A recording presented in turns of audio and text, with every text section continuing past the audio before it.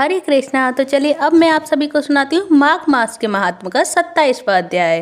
क्योंकि अभी तक माघ मास के पूरे 26 अध्याय कंप्लीट करा चुकी हूँ मैं आप सभी को। तो चलिए अब शुरू करते हैं 27वां अध्याय। अगर आप सभी को पहले के जो 26 अध्याय अच्छे लगे हों तो कमेंट बॉक्स में जय श्री हरि अवश्य लिखें। तो चलिए शुरू करते हैं माघ मास के महात्म का 27वां अध्याय। तो प्रेत कहने लगा कि हे पथिक, मैं इस समय तुम्हारे पास जो यह गंगा जल है उसे मांगता हूँ, क्योंकि मैंने इसका बहुत कुछ महात्म सुना है। मैंने इस पर्वत पर गंगा जल का बड़ा अद्भुत आश्चर्य देखा है, इसीलिए यह जल मांगता हूँ। और मैं प्रेत योनि में अति दुखी हूँ। एक ब्राह्मण अनधिकार को यज्ञ कराकर ब्रह्म राक्षस हो गया। वह हमारे साथ 8 वर्ष तक रहा और उसके पुत्र ने उसकी अस्थियों को इकट्ठा करके गंगा में कनखल स्थान में गिरवा दिया। उसी समय वह राक्षसत्व त्याग कर सद्गति को प्राप्त हुआ। मैंने प्रत्यक्ष देखा है, इसीलिए मैंने तुमसे प्रार्थना की है। मैंने पहले जन्म में तीर्थ स्थानों में बड़े बड़े दान लिए थे और उनका प्रायश्चित नहीं किया था। इसी से मैं हजारों वर्ष तक इस प्रेत योनि में, जिसमें अन्न और जल मिलना अति दुर्लभ है, दुख पा रहा हूँ। और इस योनि में मुझको 1000 वर्ष बीत गए। इस समय आप जल देकर मेरे प्राणों को, जो कंठ तक आ गए हैं, बचाओ। कुष्ठ आदि रोग से भी मनुष्य प्राणों को त्याग करने की इच्छा नहीं करता। तो देवयुति कहने लगे कि ऐसे उस प्रेत के वचन सुनकर वह ब्राह्मण बड़ा विस्मित हो गया और वह अपने मन में विचार करने लगा कि संसार में पाप और पुण्य फल अवश्य ही आ पड़ते हैं। तो देव, दानव, मनुष्य, कीड़े मकोड़े भी रोगों से पीड़ित होते हैं और बाल तथा वृद्धों को मरण, अंधा तथा कुबड़ापन, ऐश्वर्य, दरिद्रता, पांडित्य तथा मूर्खता सब कर्मों से ही होता है। और इस कर्म भूमि में जिन्होंने न्याय से धन इकट्ठा किया है वह धन्य है। यह सुनकर प्रेत गदगद वाणी में बोला कि हे पथिक, मैं जानता हूँ कि आप सर्वज्ञ हैं। आप मुझको जीवन का आधार जल इस प्रकार दो जैसे मेघ चातक को देता है। तब पथिक कहने लगा कि हे प्रेत, मेरे माता पिता भृगु क्षेत्र में बैठे हैं, मैं उन्हीं के लिए जल लाया हूँ। और अब बीच में तुमने गंगा के संगम का जल मांग लिया। अब मैं इसी धर्म संदेह में पड़ गया हूँ कि क्या कांड वस्तु में यज्ञों का इतना नहीं मानता जितना प्राण रक्षा को मानता हूँ। इसीलिए प्रेत को जल देकर तृप्त करके माता पिता के लिए फिर जल लाऊंगा। तो लोमस ऋषि जी कहने लगे कि इस प्रकार उस पथिक ने गंगा यमुना के संगम का जल उस प्रेत को दे दिया और उस प्रेत ने प्रीतिपूर्वक जल को पिया।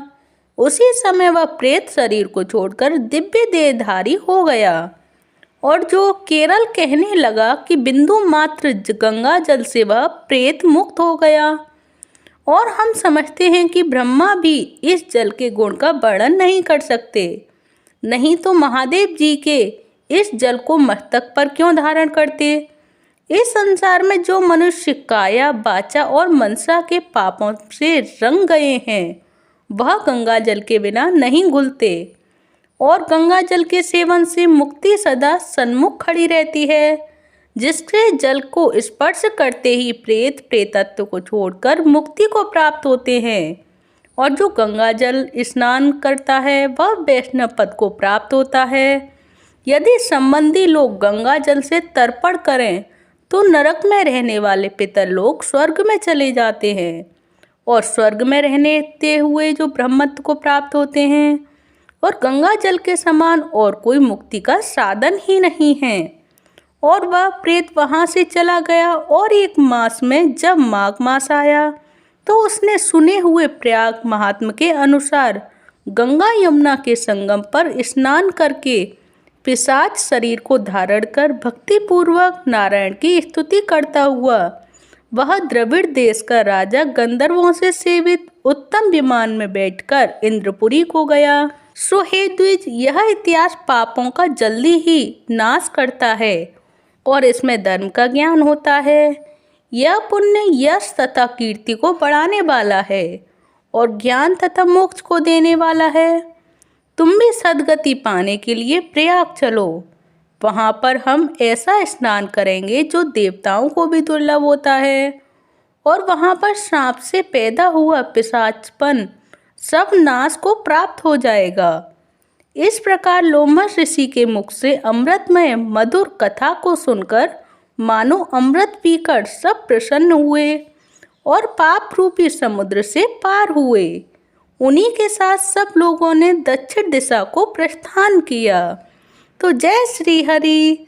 तो देखिए, ये रहा माघ मास की कथा का 27वां अध्याय जो मैंने आप सभी को सुनाया। आप एक दूसरे के साथ शेयर करके पुण्य के भागी बन सकते हैं। तो जिस अध्याय में आप सभी को पता चला कि गंगा जल का महत्व क्या होता है, एक बूंद गंगा जल भी सभी को तर सकता है, सभी को तार सकता है, और एक बूंद गंगा जल जो सभी के मन को, स्मरण शक्ति को और सद्गति को प्राप्त कराने वाला होता है।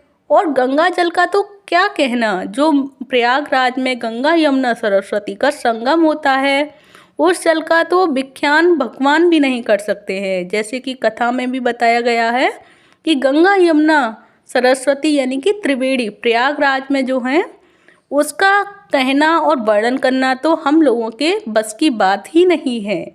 तो आप सभी को ये गंगा जल से रिलेटेड जो इस मास के और माघ मास की कथा में जो आया है गंगा जल का महत्व, तो आप सभी को ये महत्व कैसा लगा, समझ में आया नहीं आया? और इसकी महिमा का गान जो मैंने किया आप सभी के लिए, आप एक दूसरे के साथ शेयर करके एक दूसरे के लिए भी शेयर कर सकते हैं।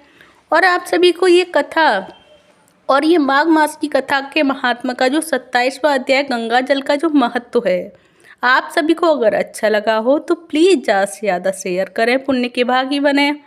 और अगर ये गंगा जल का महत्व आप सभी को भी अच्छा लगा हो तो प्लीज़ एक वीडियो को लाइक कर दें, चैनल को सब्सक्राइब करें, कमेंट बॉक्स में हर हर महादेव जय श्री हरि अवश्य लिखते जाएं। तो अब मैं आप सभी को नेक्स्ट अध्याय नेक्स्ट वीडियो में बताऊंगी। तब तक के लिए जय श्री राधे।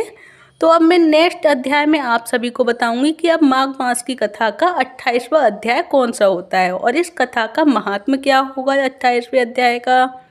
तो अगर ये सारे अध्याय आप सभी को अच्छे लगते हों, मैं जो सुनाती हूँ आप सभी को डेली सुना रही हूँ मास के अध्याय माघ मास के, तो अगर अच्छे लगते हों तो प्लीज़ मुझे कमेंट बॉक्स में ज़रूर बताइएगा।